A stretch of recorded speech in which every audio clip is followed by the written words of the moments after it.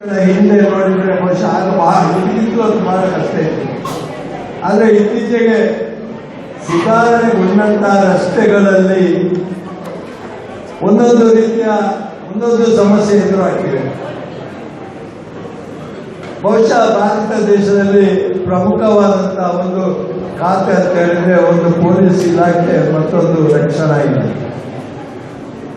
Police ಇಲಾಖೆಯವರು ದುಡಿಯುವಾಗ ಅವರು ಒಳ್ಳೆಯದನ್ನು ಕೇಳ್ತಾರೆ, ಕೆಟ್ಟದ್ದನ್ನು ಕೇಳ್ತಾರೆ.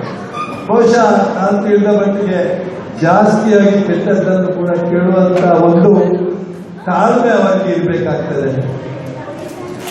ಯಾಕೆ ಹೇಳ್ತೇನೆ ಅಂತ ಹೇಳಿದ್ರೆ, ನಾನು ಕೂಡ ನಮ್ಮ ಕುಟುಂಬದಲ್ಲಿ ಕೂಡ ತುಂಬಾ ಜನ ಪೊಲೀಸ್ ಇಲಾಖೆಯಲ್ಲಿದ್ದರು, ಈಗಲೂ ಇದ್ದಾರೆ, ರಕ್ಷಣಾ ಇಲಾಖೆಯಲ್ಲಿ ಕೂಡ ಇದ್ದಾರೆ. ನಾನು ಬಹಳ ಒಂದು ವಿಶೇಷವಾಗಿ ಅವರಿಗೆ ಅಭಿನಂದನೆಯನ್ನು ಸಲ್ಲಿಸ್ತಾ ಇದ್ದೇನೆ. ಯಾವುದೇ ಒಂದು ವಿಷಯ ಇದ್ರೂ ಪ್ರಥಮವಾಗಿ ಅಲ್ಲಿ ಪೊಲೀಸ್ ನಮ್ಮ ಮಂಗಳೂರಿನ ಜಿಲ್ಲೆಯ ರಾಜ್ಯದ ರಕ್ಷಣೆಯನ್ನು ಹೊಂದಂತ ಒಂದು ಪೊಲೀಸ್ ಇಲಾಖೆ ಏನಿದೆ, ನಾವು ಹೇಗೆ ಒಂದು ವಾಹನವನ್ನು ಚಾಲನೆ ಮಾಡುವಾಗ ತಾಳ್ಮೆಯಿಂದ ಇರ್ತೇವೆ, ಹಾಗೆ ಅವರು ಕೂಡ ಬಹಳ ತಾಳ್ಮೆಯಿಂದ ಬೆಳಗಿನಿಂದ 24 ಗಂಟೆ ಅವರು ಆ ಕೆಲಸ ಮಾಡುವಾಗ ಕೆಲವು ಸಾರಿ ತಾಳ್ಮೆ ಗೆಡುವಂತ ಪರಿಸ್ಥಿತಿ ಕೂಡ ಅವರಿಗೆ ಬರ್ತದೆ. ಬಹುಶಃ ಭುಜಂಗ ಶೆಟ್ಟಿ ಗೊತ್ತಿದೆ, ನಾನು ಬಹಳ ವರ್ಷದಿಂದ 84ರಿಂದ ಈ ಮಹಾನಗರ ಪಾಲಿಕೆಯಲ್ಲಿ ಇದ್ದೇನೆ. ಇಲ್ಲಿ ಇವತ್ತು ಬಹುಶಃ ಹಿಂದೆ ಒಂದು 20-25 ವರ್ಷ 20 ವರ್ಷಗಳ ಹಿಂದೆ ವ್ಯವಸ್ಥಿತವಾದಂತಹ ಒಂದು ಟ್ರಾಫಿಕ್ ಸಮಸ್ಯೆಯನ್ನು ನಿಭಾಯಿಸುವಲ್ಲಿ ಹಲವಾರು ಪೊಲೀಸ್ ಅಧಿಕಾರಿಗಳು ಬಹಳಷ್ಟು ಶ್ರಮಿಸಿದ್ದಾರೆ. ಈಗ ಕೇಳ್ತಾ ಇರುವ ಹಾಗೆ ಬಹುಶಃ ನಮ್ಮ ಹಿರಿಯ ಅಧಿಕಾರಿಗಳು, ನಾನು ಹಲವಾರು ಜನರು ಹೇಳುವುದನ್ನು ಕೇಳಿದೆ, ಈಗ ಒಂದು ಪೊಲೀಸ್ ಇಲಾಖೆ ವ್ಯವಸ್ಥಿತವಾಗಿ ಮಂಗಳೂರಲ್ಲಿ ಇದೆ ಅಂತ ಹೇಳುವ ಒಂದು ಸಂತೋಷ ಸುದ್ದಿಯನ್ನು ಹೇಳ್ತಾ ಇದ್ದೇನೆ. ಚಂದ್ರಶೇಖರ ನಿಷ್ಠ ಒಬ್ಬ ಪೊಲೀಸ್ ಅಧಿಕಾರಿಗಳು, ನಮ್ಮ ಈಗಾಗಲೇ ಸಂಜಯ್ ಪಾಟೀಲ್ ಅವರು, ಆಮೇಲೆ ಭರೋಸೆ ಅವರು, ಬಹಳಷ್ಟು ಜನ, ನಾನು ಹೇಳುವುದಲ್ಲ ಜನರು ಹೇಳುವುದನ್ನು ನಾವು ಎಲ್ಲ ಕಡೆ ಹೋಗುವಾಗ ಕೇಳಿ ತಿಳ್ಕೊಳ್ತಾ ಇದ್ವಿ. ಬಹಳ ಹೆಮ್ಮೆ ಅನಿಸ್ತಾ ಇದ್ವಿ. ರಸ್ತೆ ಸುರಕ್ಷತೆ ಹೇಗೆ ಮಾಡಬೇಕು ಅಂತ ಹೇಳಿದ್ರೆ ಕೆಲವು ನಿಷ್ಠುರವಾದ ಕ್ರಮಗಳನ್ನು ಪೊಲೀಸ್ ಅಧಿಕಾರಿಗಳು ತಿಳ್ಕೊಳ್ಬೇಕಾಗ್ತದೆ. ನಾವು ಈಗಾಗಲೇ ರಸ್ತೆ ಮಾಡಿದ್ದೇವೆ, ಅಗಲವಾದ ರಸ್ತೆಯನ್ನು ಮಾಡಿದ್ದೇವೆ. ಇನ್ನು ಅಗಲ ರಸ್ತೆ ಮಾಡಲಿಕ್ಕೆ ಮಂಗಳೂರಲ್ಲಿ ಸಾಧ್ಯ ಇದೆ. ಯಾಕಂತ ಹೇಳಿದ್ರೆ ನಮ್ದು ಪ್ಲಾನ್ ಸಿಟಿ ಅಲ್ಲ, ಇದ್ದದನ್ನು ಅಗಲ ಕೊಂಡು ಹೋಗಿದ್ದೇವೆ. ಇನ್ನು ಅಗಲ ಮಾಡಬೇಕಾದ್ರೆ ಬಹಳಷ್ಟು ಖರ್ಚಾಗಬೇಕಾಗಿತ್ತು, ಅಥವಾ ನಮ್ಮ ಸಿಟಿಯನ್ನೇ ಇನ್ನೊಂದು ಕಡೆಗೆ ಶಿಫ್ಟ್ ಮಾಡಬೇಕಾಗುವಂತ ಒಂದು ಪರಿಸ್ಥಿತಿ ಬರ್ತಾ ಇದೆ. ಬಹುಶಃ ಮುಂದಕ್ಕೆ ಜಿಲ್ಲಾಧಿಕಾರಿಗಳ ಕಚೇರಿಯನ್ನು ನಾವು ಇದರ ಹೊರಗೆ ಕೊಂಡೋಗ್ತಾ ಇದ್ದೇವೆ, ಮತ್ತು ಹಲವಾರು ಇಲಾಖೆಗಳು ನಾವು ಜನ ಜಾಸ್ತಿ ಈಗ ಇರುವಂತ ಒಂದು ವ್ಯವಸ್ಥೆ ಬಹುಶಃ 1962ರಲ್ಲಿ ಇರುವಂತ ವ್ಯವಸ್ಥೆ ಈಗ ಇತ್ತೀಚೆಗೆ ಬಂದಂತಹ ನಗರ ಪಾಲಿಕೆ ಹಲವಾರು ರಸ್ತೆಗಳನ್ನು ಸ್ವಲ್ಪ ಅಗಲ ಮಾಡಿದೆ, ಕಾಂಕ್ರೀಟೀಕರಣ ಮಾಡಿದೆ. ಆದ್ರೂ ಕೂಡ ಅದರಲ್ಲಿ ಕೂಡ ಒಂದು ತೊಂದರೆ ಆಗಿದೆ. ಯಾಕಂತ ಹೇಳಿದ್ರೆ ಒಂದು ವಿಷಯ ಹೇಳ್ತಾ ಇದ್ದೇನೆ, ನಮ್ಮಲ್ಲಿ ಗಾಡಿಗಳು 2 ವೀಲರ್ ಇರುವಂತಹ ಜನರು ಎಲ್ಲಿ ನಾವು ರಸ್ತೆ ಅಗಲ ಮಾಡಿದ್ದೇವೆ ಪಾರ್ಕಿಂಗ್ ಸಮಸ್ಯೆ ತುಂಬಾ ಬರ್ತಾ ಇದೆ. ನಾವು 40 ಫೀಟ್ ರೋಡ್ ಮಾಡಿದ್ರು, ಅಲ್ಲಿ ನಮಗೆ ಸಿಗುವುದು ಬರೀ 20 ಫೀಟ್ 2 ಕಡೆಯಲ್ಲಿ ಗಾಡಿಗಳನ್ನು ಎಲ್ಲೆಂದರಲ್ಲಿ ಪಾರ್ಕ್ ಮಾಡಿಕೊಂಡು ಹೋಗ್ತಾರೆ. ಈಗ ಪ್ರಶ್ನೆಯನ್ನು ಕೇಳಿದ್ರು, ಯಾರೋ ಒಬ್ಬ ಬರ್ತಾನೆ ಅಲ್ಲೇ ಇಟ್ಟು ಪಾರ್ಕ್ ಮಾಡಿ ಹೋಗ್ತಾರೆ. ಅವರನ್ನು ಕೇಳಿದ್ರೆ ನಿನ್ನ ಅಪ್ಪಂದ ಜಾಗ ಅಂತ ಕೇಳ್ತಾರೆ. ಅಂತ ಪ್ರಶ್ನೆ ಮಂಗಳೂರಿನ ಬರ್ತಾ ಇದೆ. ಈಗಾಗಲೇ ನಮ್ಮ ಅಜಿತ್ ಪಟ್ಯಾರ್ ಮಾಡಿದವರು ಹೇಳಿದ್ರು, ಬಹಳಷ್ಟು ನಮ್ಮ ಜನರು ಇನ್ನು ಕಲಿಬೇಕಾಗಿದೆ.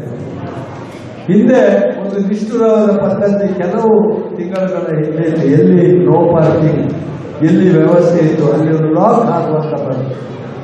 ಮತ್ತೆ ಆ ಲಾಕ್ ತೆಗಿಬೇಕಾದ್ರೆ ಆ ಡಿಪಾರ್ಟ್ಮೆಂಟ್ನವರನ್ನೇ ಅವರು ಅಂತ ನನ್ನೊಂದು ಅನಿಸಿಕೆ, ಅಂತ ಒಂದು ಪ್ರಯೋಗವನ್ನು ನಾವು ನಡೆಸಿದ್ರೆ ಬಹುಶಃ ಸ್ವಲ್ಪ ಟ್ರಾಫಿಕ್ ಬಗ್ಗೆ, ಅಲ್ಲಲ್ಲಿ ಗಾಡಿಗಳನ್ನು ನಿಲ್ಲಿಸುವ ಬಗ್ಗೆ ಸ್ವಲ್ಪ ಜಾಗೃತಿ ಬರ್ಬೋದು ಅಂತ ಅನಿಸ್ತಾ ಇದೆ. ಸ್ವಲ್ಪ ತೊಂದರೆ ಆಗ್ತದೆ, ಆದ್ರೂ ಸಹಿಸ್ಕೊಳ್ಬೇಕಾಗ್ತದೆ. ಯಾಕಂತ ಹೇಳಿದ್ರೆ ರಸ್ತೆ ಇರುವುದು ಬರೀ ಗಾಡಿಗಳು ಓಡಾಡಲಿಕ್ಕೆ ಹೊರತು ಗಾಡಿಗಳನ್ನು ಪಾರ್ಕಿಂಗ್ ಮಾಡಲಿಕ್ಕೆಲ್ಲ. ನಾನು ಒಂದು ರಸ್ತೆ ಹೇಳ್ತಾ ಇದ್ದೇನೆ, KSRTC ಬಸ್ ಸ್ಟ್ಯಾಂಡಿನಿಂದ ಬಿಜೈವರೆಗೆ ರೋಡ್ 40-50 ಫೀಟ್ ಅಗಲ ಇದೆ, ಎರಡೂ ಕಡೆ ಪಾರ್ಕಿಂಗ್ ಇದೆ, ಯಾವುದೇ ಕಟ್ಟಡಗಳಲ್ಲಿ ಪಾರ್ಕಿಂಗ್ ಇಲ್ಲ. ಆದ್ರೆ ಒಂದು ಹೇಳ್ತಾ ಇದ್ದೇನೆ, ಕೇಳ್ಬೋದು ನೀವು ಮಹಾನಗರ ಪಾಲಿಕೆಯವರು ಪಾರ್ಕಿಂಗ್ ವ್ಯವಸ್ಥೆ ಕೊಡಲಿಲ್ಲ. ಖಂಡಿತ ಇದೆ. ಆ ಬಿಲ್ಡಿಂಗ್ ನ ಸೈಡ್ ಹೋದ್ರೆ ಅಂಡರ್ಗ್ರೌಂಡ್ ಎಲ್ಲ ಪಾರ್ಕಿಂಗ್ ಇದೆ, ಹಾಗೆ ಇಟ್ಟಿದ್ದಾರೆ. ಮುಂದುಗಡೆ ಕೆಲವು ಅಂಗಡಿಗಳನ್ನು ಮಾಡಿಟ್ಟಿದ್ದಾರೆ. ಪಾರ್ಕಿಂಗ್ ಮಾಡುವಂತ ಸ್ಥಳದಲ್ಲಿ ಪಾರ್ಕಿಂಗ್ ಮಾಡಿದ್ರೆ ಯಾವುದೇ ತೊಂದರೆ ಆಗುವುದಿಲ್ಲ. ಇನ್ನೊಂದು ವಿಷಯ, ಟ್ರಾಫಿಕ್ ಸಪ್ತಾಹ ಬಗ್ಗೆ ಹೇಳಿದ್ರೆ ತಾಳ್ಮೆ, 1 ಸೆಕೆಂಡಿನ ತಾಳ್ಮೆ ಕಲ್ಕೊಂಡ್ರೆ 1 ಸೆಕೆಂಡಿನ ಈಗಾಗಲೇ ಹೇಳಿದ ಹಾಗೆ ಅವರ ಪ್ರಾಣ ಪಕ್ಷಿ ಹಾಗೆ ಹೋಗ್ತಾ ಇದೆ. ನಾವು ಸ್ವಲ್ಪ ಆಲೋಚನೆ ಮಾಡಬೇಕಾಗ್ತದೆ. ಮೊಬೈಲ್ ಮಾತಾಡುವುದು ಅಥವಾ ಹೆಲ್ಮೆಟ್ ಹಾಕದೆ ಹೋಗುವುದು, ಸೀಟ್ ಬೆಲ್ಟ್ ಧರಿಸದೇ ಇರುವುದು, ತುಂಬಾ ಟ್ರಾಫಿಕ್ ವಿಷಯದಲ್ಲಿ ನಾವೊಂದು ರೀತಿ ನಿಯಮಗಳನ್ನು ಇಟ್ಟುಕೊಂಡ್ರೆ ಖಂಡಿತ ಎಷ್ಟೋ ತರದ ಅಪಘಾತಗಳನ್ನು ನಾವು ತಪ್ಪಿಸಬಹುದು. ನಮ್ಮ ಪೊಲೀಸರು ಯಾವಾಗಲೂ ಬೆಳಗಿಂದ ಸಾಯಂಕಾಲವರೆಗೆ ಎಡಗಾಡ್ತಾ ಇರ್ತಾರೆ. ಆಮೇಲೆ ಅನಧಿಕೃತವಾದಂತಹ ಬಸ್ ಸ್ಟಾಪ್ಗಳು, ಪ್ರಯಾಣಿಕರು ನಿಲ್ಲುವಂಥದ್ದು. ಉದಾಹರಣೆಗೆ ನಮ್ಮ ಆಫೀಸಲ್ಲಿ ಗೊತ್ತಿದೆ, ನಮ್ಮ KSRTC ಬಸ್ ಪಕ್ಕದಲ್ಲಿ ಹಿಂದೆ ಅಲ್ಲಿ ಏನಿಲ್ಲ, ಹೋಟೆಲ್ಗಳಾಗಿದೆ, ನಮ್ಮ ಬಸ್ಸುಗಳು ಅಲ್ಲೇ ಬಂದಿರ್ತಾರೆ, ಅಲ್ಲಿ ಜನರಿಗೂ ಹೋಗ್ಲಿಕ್ಕೆ ಆಗುದಿಲ್ಲ. ನಾವು ಆದಷ್ಟು ಬಸ್ಸು ಪ್ರಯಾಣಿಕರ ತಂಗುದಾಣಗಳನ್ನು ಇನ್ನು ಮುಂದಕ್ಕೆ ಶಿಫ್ಟ್ ಮಾಡಬೇಕಾಗುತ್ತದೆ ಕೆಲವು ಕಡೆ. ಆಗ ಈ 3-4 ರಸ್ತೆ ಕೂಡುವಲ್ಲಿ ಸ್ವಲ್ಪ ತಾಪತ್ರಯ ಕಡಿಮೆ ಆಗುವುದು ಅನ್ನಿಸ್ತಾ ಇದೆ. ಆದ್ರಿಂದ ಪ್ರಧಾನವಾಗಿ ಕುಡಿದು ವಾಹನ ಚಾಲನೆ ಮಾಡುವುದು, ತಾಳ್ಮೆಗಳು. ಬಹುಶಃ ನನ್ನಲ್ಲಿ ಕೂಡ ಒಂದು ಆಕ್ಸಿಡೆಂಟ್ ಒಂದು ಸಾರಿ ಆಗಿದೆ, ನಾನು ಬರ್ತಿದ್ದು ಭಾರಿ ಕಷ್ಟ. ಅದು ನನ್ನ ಅಶ್ರದ್ಧೆಯಿಂದಲ್ಲ, ಡ್ರೈವಿಂಗ್ ಮಾಡುವಾಗ ಏನೋ ಒಂದು ಕಡೆ ಒಂದು ಕೆಮಿಕಲ್ ವಾಸನೆ ಇಟ್ಕೊಂಡು ನನ್ನ ತಲೆ ಸುತ್ತು ಬಂದ್ಬಿಟ್ಟು ನಾನು ಒಂದು ಬಸ್ಗೆ ಹೊಡೆದೆ. ನನ್ನದೇ ತಪ್ಪು, ಆದರೆ ನನಗೆ ಗೊತ್ತಾಗಿಲ್ಲ ನಾನು ಹೊಡೆದದ್ದು. ಹಾಗೆ ಹಲವಾರು ಗೊತ್ತಿಲ್ಲದಾಗೆ ಕೂಡ ಆಕ್ಸಿಡೆಂಟ್ಗಳು ಆಗ್ತಾ ಇವೆ. ಆದರೆ ಮುಖ್ಯವಾಗಿ ಟ್ರಾಫಿಕ್ ನಿಯಮಗಳನ್ನು ಕಡ್ಡಾಯವಾಗಿ ನಾವು ಪಾಲಿಸಲೇಬೇಕು. ಓವರ್ಟೇಕ್ ಮಾಡುವ ನೆಪದಲ್ಲಿ ನಮ್ಮಲ್ಲಿ ಮಂಗಳೂರಲ್ಲಿ ಸಣ್ಣ ರಸ್ತೆ ಇರುವುದು, 3-4 ಗಾಡಿಗಳು ಹೋಗ್ತಾ ಇವೆ. ಯಾರೋ ಒಬ್ಬ ಬೈಕ್ನವ ಅವರಿಗೆ ಅಚ್ಚಳಿದೆ ಅಂತ ಹೇಳಿ ಬಹುಶಃ ನಾವು ಈಗ KPT ಹತ್ರ ನೋಡ್ತಾ ಇದ್ದೇವೆ, ಬ್ಲಾಕ್ ಆಗಿದೆ. ಒಬ್ಬ 2 ಜನ ಬಂದು ಅಡ್ಡ ನಿಂತ್ರೆ ಅಲ್ಲಿ ಒಂದು ಅರ್ಧ ಗಂಟೆ, 1/4 ಗಂಟೆ ಟ್ರಾಫಿಕ್ ಬಂದಾಗ್ಬಿಡ್ತದೆ.